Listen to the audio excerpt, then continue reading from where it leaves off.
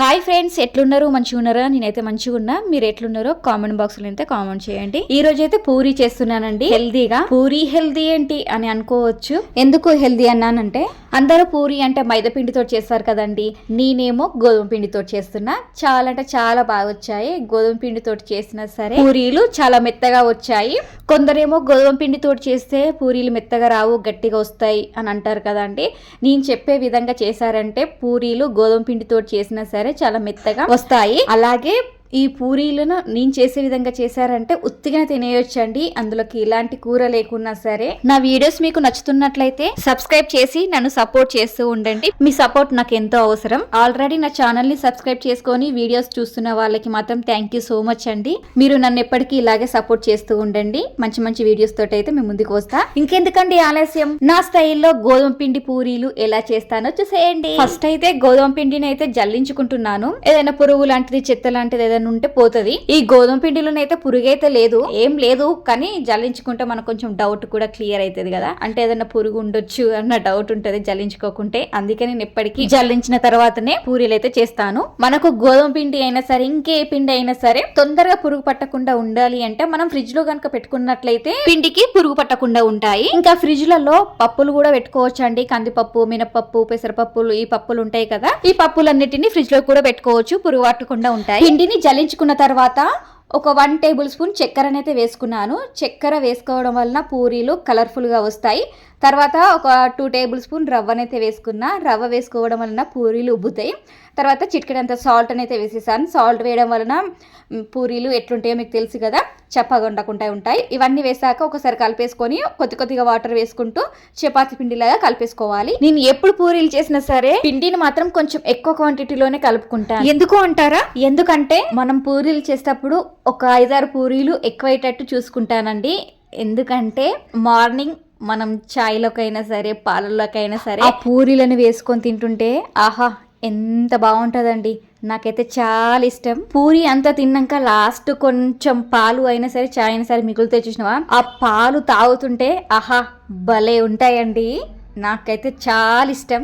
మీకు ఇలా తాగడం ఇష్టమా కాదా? పిండి మొత్తం చపాతీ పిండిలా పీసుకేసుకున్న తర్వాత ఒక పావు నూనెనైతే పోసేసుకొని ఆ నూనె మొత్తం పిండి పీల్చుకున్నంత వరకు మరొకసారి పిసికేసుకున్న తర్వాత ఒక కవర్ లోనైతే పెట్టేసి ఒక అర్ధగంట పాటు వదిలేయాలి. ఇలా అర్ధగంట పాటు పిండిని నానబెట్టడం వల్ల పూరీలు చాలా మెత్తగా వస్తాయి. ఇలా అర్ధగంట తర్వాత మళ్ళొకసారి పిండిని పిసికేసుకోవాలి. పిండిని ఒక 5 నిమిషాల పాటు బాగా పిసికేసుకోవాలి. ఇలా పిసికేస్తేనే పూరీలు చాలా మెత్తగా వస్తాయి.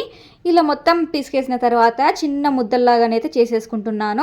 పూరీలు పెద్దగా చేస్తే బాగుంటది కదా, అందుకే చిన్న సైజులోనైతే చేస్తున్నా. ఇలా కొన్ని ముద్దలను చేసుకున్న తర్వాత పిండి పైన మళ్ళీ కవర్నైతే కప్పేసేయాలి. ఎందుకంటే పిండి ఆరిపోకుండా ఉంటుంది. ఇలా కొన్ని ముద్దలను చేసుకుంటూ పిండి పైన కవర్ను కప్పేసామంటే పిండి ఆరిపోకుండా ఉంటుంది. పూరీలు కూడా చాలా మంచిగా వచ్చేస్తాయి. పూరీలు తాల్చుకునేటప్పుడు కూడా పల్చగా తాల్చుకోకండి, కొంచెం మందంగా తాల్చుకోండి. బాగా పల్చగా తాల్చుకున్నారంటే పొంగవు. నేను వీడియో చూపించే విధంగా పూరీలను కొంచెం మందగా తాల్చుకున్నారంటే మంచిగా పొంగిపోతాయి. పూరీలను తాల్చుకునేటప్పుడు ప్రతి పూరీకి ఆయిల్ మాత్రం ఖచ్చితంగా అప్లై చేయాలి. ఎందుకంటే పూరీలను మనం ఒకదాని పైన ఇంకొకటి వేసినా సరే పూరీలు అత్తుకోకుండా ఉంటాయి. నూనె సరిగా పెట్టక పూరీలు ఒకదాని పైన ఒకటి వేసారనుకోండి అన్ని అత్తుకుంటాయి.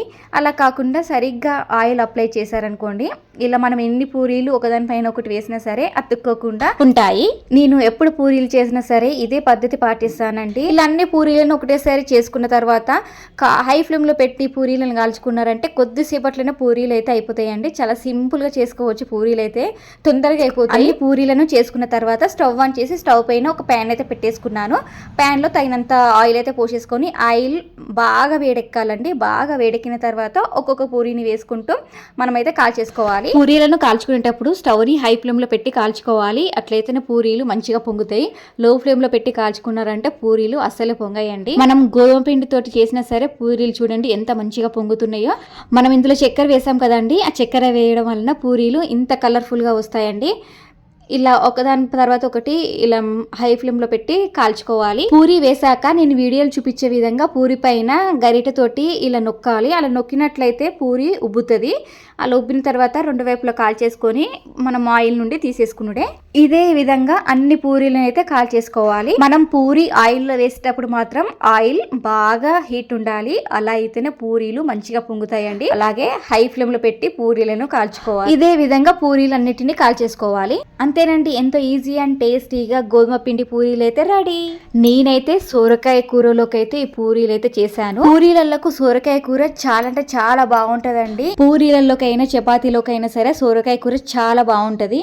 ఈ పూరీలలోకి బేషన్ కూడా బాగుంటుందండి. బేషన్ రెసిపీ మన ఛానల్లో ఆల్రెడీ అప్లోడ్ చేశాను. ఇంట్రెస్ట్ ఉన్న వాళ్ళు నా ఛానల్లోకి వెళ్ళి చూసేయండి. ఈ రెసిపీ మీకు నచ్చినట్లయితే ఒక లైక్ చేయండి. అలాగే నా ఛానల్ కొత్తగా చూస్తున్న వాళ్ళైతే సబ్స్క్రైబ్ చేసుకోండి.